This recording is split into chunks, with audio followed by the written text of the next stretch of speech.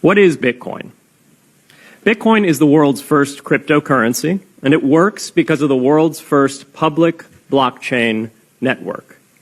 What does Bitcoin do? It's simple. It lets you send and receive value to and from anyone in the world using nothing more than a computer and an internet connection.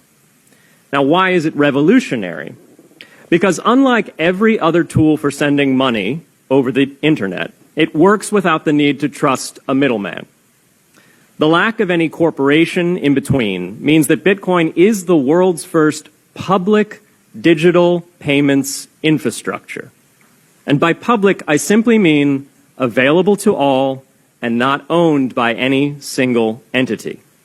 Now, we have public infrastructure for information, for websites, for email. It's called the internet. But the only public payments infrastructure that we have is cash, as in paper money.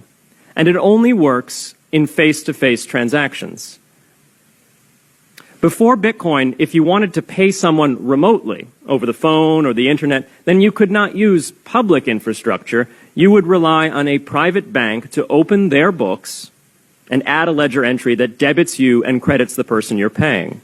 And if you both don't use the same bank, well, then there'll be multiple banks and multiple ledger entries in between. With Bitcoin, the ledger is the public blockchain, and anyone can add an entry to that ledger, transferring their Bitcoins to someone else. And anyone, regardless of their nationality, race, religion, gender, sex, or creditworthiness, can for absolutely no cost create a Bitcoin address in order to receive payments digitally. Bitcoin is the world's first globally accessible public money. Is it perfect? No.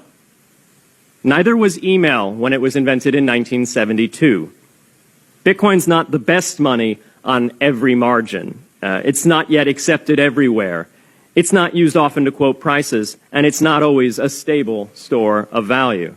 But it is working, and the mere fact that it works without trusted intermediaries is amazing. It's a computer science breakthrough, and it will be as significant for freedom, prosperity, and human flourishing as the birth of the internet. And Bitcoin is just the beginning.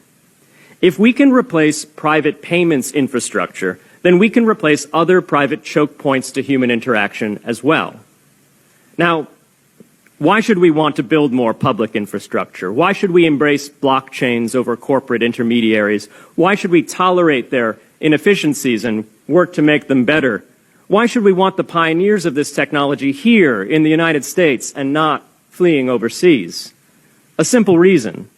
Because the corporate intermediaries providing today's critical but privately owned infrastructure are becoming fewer, larger, and more powerful, and their failures are increasingly grave.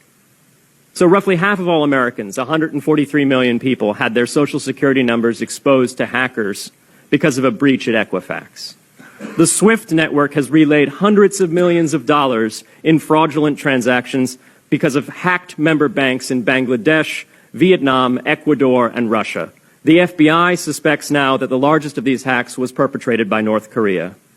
Corrupt, low-level employees at an Indian bank, Punjab National, were able to fraudulently certify SWIFT messages, stealing $1.8 billion.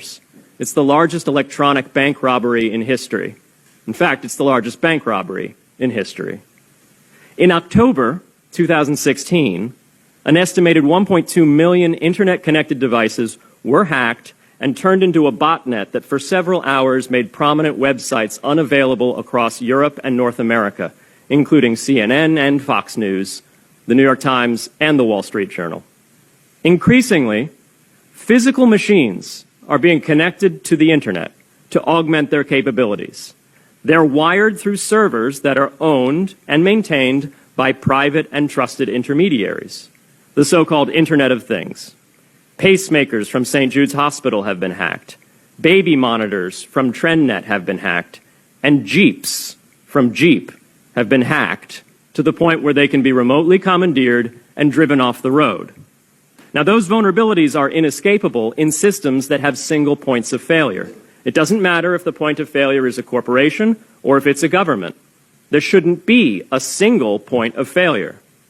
Similar choke points existed before the internet. If you wanted to deliver a message, you'd have to go through one of 3 television broadcasters or a handful of newspapers. Private corporations are essential, but no critical infrastructure should rely on 1 or 2. The internet removed single points of failure in communications infrastructure and ushered in a wave of competition among new media corporations building on top of its public rails. Blockchains can similarly disintermediate critical payments and IoT infrastructure. The technology is not yet ready to answer all of those questions today, but it is our best hope. And as with the internet in the 1990s, we need a light-touch, pro-innovation policy to ensure that these innovations flourish in America for the benefit and security of all Americans.